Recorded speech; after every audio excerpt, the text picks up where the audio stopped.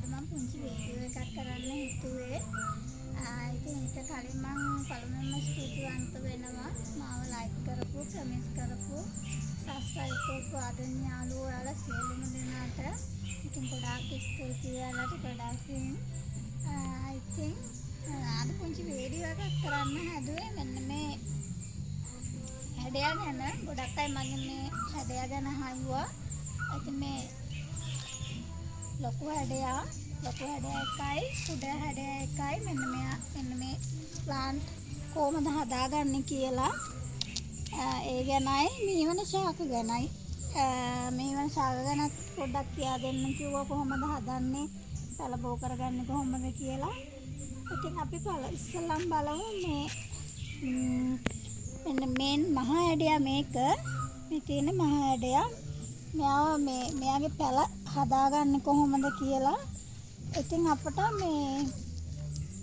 මෙන්න මේ වගේ මේ ඇවිදින් තියෙන පැල, මේ මුලෙන් ඇවිදිලා තියෙන මේ තියෙන පැල අපිට මේ පැල ගලවලා මෙතනින් ගලවලා මේක මේ වගේ පොල් එළිය වල ඉඳන්න පුළුවන්. එහෙම නැත්නම් ගොඩාක් මෙහෙම මේ පැල වලට වඩා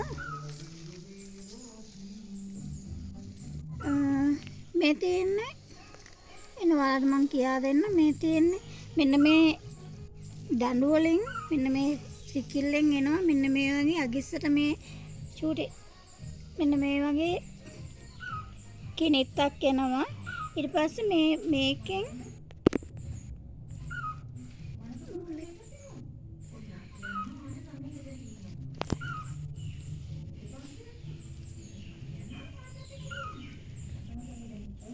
ඉතින් ඔයාලට පේනවා ඇති මෙන්න මේ මුල් ඇදිලා තියෙනවා. මේ තියෙන චූටි මුල් මෙන්න මේ මුල් මේ ඇදිලා තියෙන ඒවා මෙන්න මෙතනින් කඩන්න. මේක මෙන්න මෙතනින් කඩලා මේක මේ කොටස හිටවන්න පොල් එළි වල. ඒ කියන්නේ මේ තියෙන්නේ ඒ වගේ මම හදපු එකක්. ඒ වගේ මේ වගේ කොටසක් කඩලා මේ හිටවලා තියෙන මේ බලන්න. ඒකේ ඔයාලට පේනවා ඇති මේ තියෙන්නේ මේ වගේ කොටසක් හිටවපු එක. මේ බලන්න මුල් පොල් එළි වලට හොඳට මුල් ඇදිලා හරි ගිහිල්ලා දැන් ආයි බලන්න ආයි රිකිල්ලක් ආයි ෂූටි පැලයකුත් එනවා මෙතන. මේ බලන්නකො මේ මුල් තට්ටුවක් තියෙන්නේ මේ බලන්නකො. ඉතින් මෙන්න මේ වගේ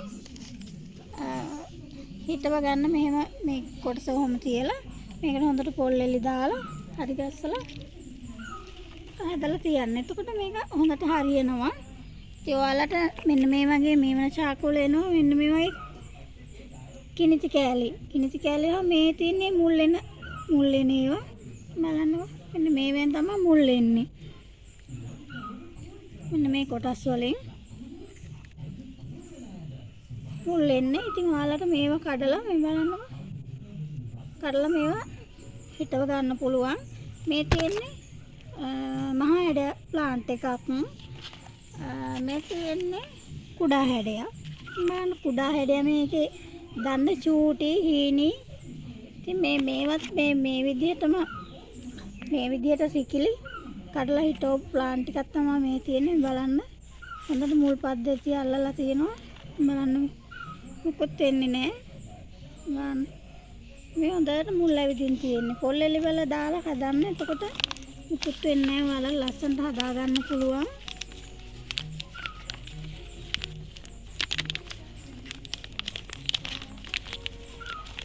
ඒ වගේ හදපු ප්ලාන්ට් එකක් තමයි මේ තියෙන්නේ.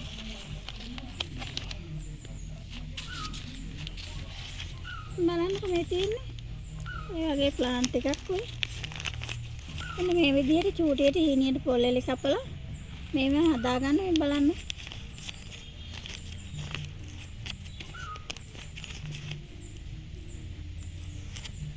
මේ විදිහට තමයි හදාගන්න ඕනේ.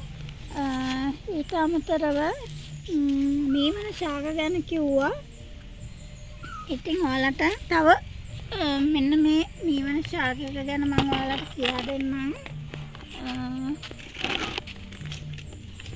ඔයාලා මෙන්න තව මගෙන් ගොඩක් යාළුවෝ ඇහුවා මෙන්න මේ ප්ලාන්ට් එක හදාගන්නේ කොහොමද? හැදුවට හරියන්නේ නැහැ කියලා. ඇත්තටම මමත් ගොඩාක් මේවා හැදුවා. ඒ වුණාට මටත් හදාගන්න හරි අමාරුයි. ඉතින් ඔයාලා දන්නවද මෙන්න මේක මීවන ශාක විශේෂයක් කියලා මම නම් හිතන්නේ. ඒ කියන්නේ මට එන්න මේ ටික හම්බුනේ මේ බලන්න දියසෙවල් වල තමයි මේවා හැදෙන්නේ. මේ දියසෙවල් තට්ටුවක් එක්ක මේ තට්ටුවකින් ගලවලා ගත්තේ. ඔය බලන්න. ඔයාලට පේනවා ඇති. මන්න දියසෙවල් තට්ටුවක්. මෙන්න මේ මීවන ශාක මේ ඇත්තටම මේ ටික මට මේ හම්බුනේ අපේ වොෂ්රූම් එක තියෙන්නේ මේ ගෙයින් පිට ඒකේ කොන්ක්‍රීට් එකේ දියසෙවල් තට්ටුවක තමයි මේ ප්ලාන්ට් ටික ඔක්කොම හරි ගිහින් තුනේ. බලන්න දියසෙවල් කට්ටේ බලන්න. ඉතින් මේ ඔයාලා මේක තනි පැලේ ගලවලා හිටෙව්වට මෙන්න මෙහෙම මේ තනි පැලේ ගලවලා හිටෙව්වට මේක හරියන්නේ නැහැ කියලා ගොඩාක් අය කිව්වා. ඉතින් මේ බලන්න මේ විදිහට ඔයාලා මෙන්න මේ ගලවලා ගන්නකොට මේ දියසෙවල් කට්ටෙත් එක්කම ගලවලා ගන්න මෙහෙම. මෙන්න මේ විදිහට දියසෙවල් මෙන්න මේ දියසෙවල් කට්ටේ එක්ක මෙන්න මේ දියසෙවල් කට්ටෙත් එක්ක ගලවලා මේ ප්ලාන්ට් එක අරගෙන හොඳට වැලි ටිකක් වැඩිපුර දාලා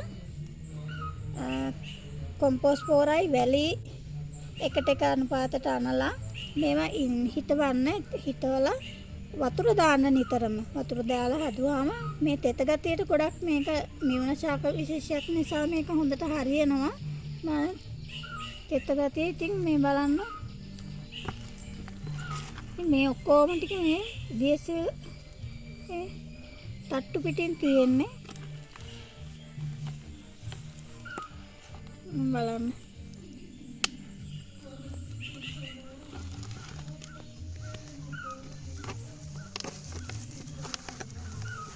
බලන්න දියසෙල් වල මේ හැදලා තියෙන තට්ටුව.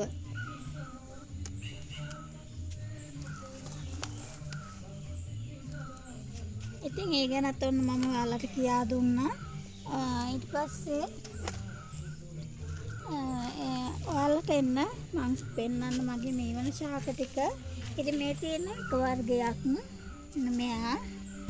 ඉතින් මෙයත් රසන් ප්ලාන්ට් එකක් බලන්න. ඊට පස්සේ එන්න මෙයා ඉන්නවා.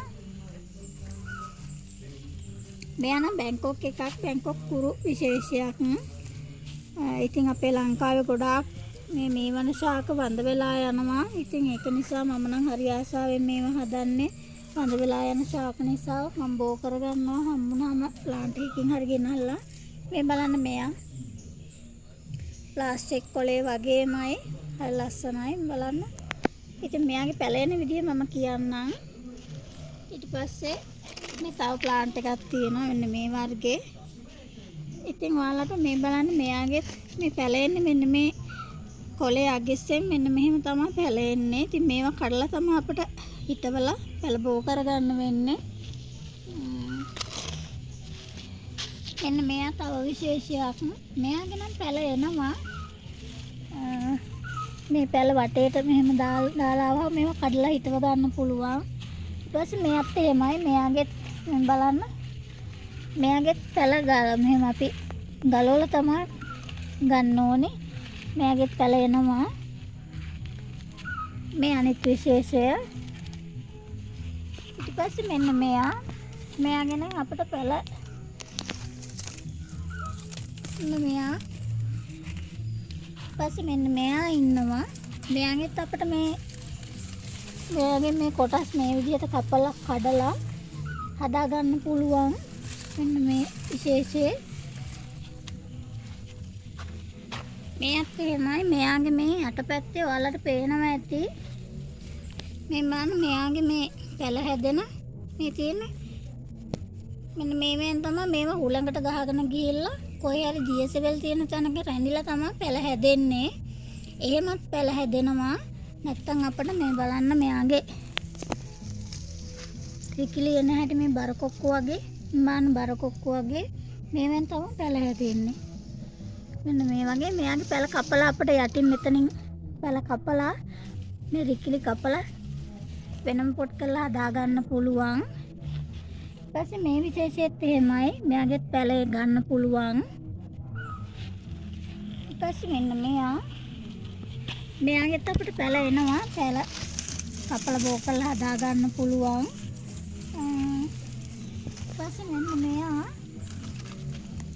මෙයාගෙත් නම් අපිට මෙන්න මේ විදිහට තමයි පැල ගන්න තියෙන්නේ. මේ තියෙන චූටි පැල පොකුරක් තියෙනවා. පැලට මේ අත්තා ගිස්සෙන් මම තව පැල එනවා මේවයේ. ඒව ලොකු වුණාම කඩලා අපිට හිටව ගන්න පුළුවන්. මම බලන්න.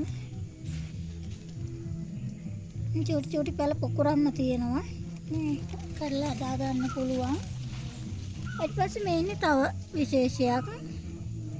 එයත් බලන්න ප්ලාස්ටික් කොලේ වගේ. මෙයාගෙත් මේ දණ්ඩ මෙතන මෙහෙම කපලා දණු කපලා තමයි හදා ගන්න පුළුවන්.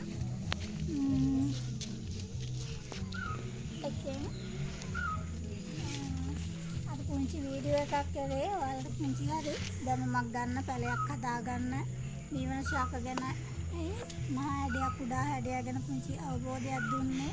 ඉතින් ඔයාලා හැමෝටම හොඳින් පරිස්සමෙන් ඉන්න කියලා ප්‍රාර්ථනා කරනවා. හැමෝටම සුබ දවසක් වේවා.